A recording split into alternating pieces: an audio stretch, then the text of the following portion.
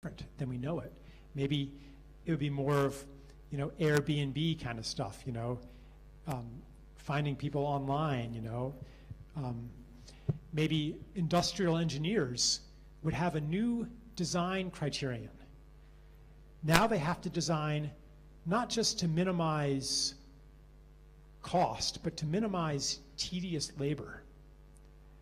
They would have to design to make work interesting.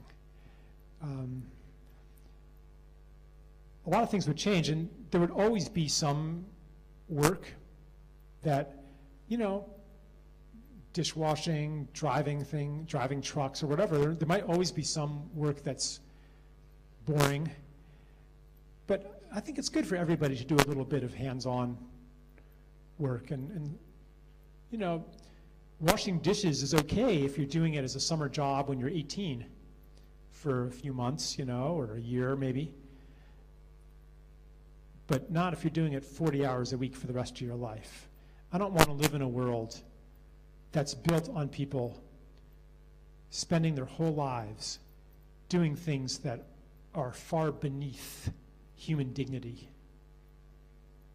Every time I'm at an airport, there's like that old guy or that immigrant, picking up garbage, emptying the trash cans the whole time, or driving the shuttle back and forth and back and forth and back and forth.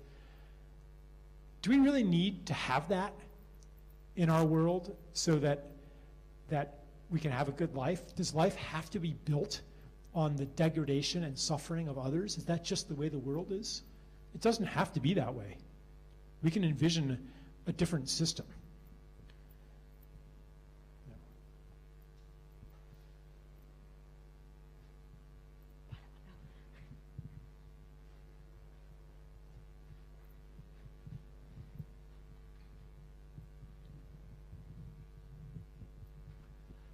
I have a question of what would you propose, except for us who are perhaps explicitly interested in this kind of shift, how to diminish the suffering of those that are not yet aware of anything like this and that would suffer the most when the system starts collapsing, which already happens in most of our neighborhoods and countries, and everywhere we hear it in the news every day.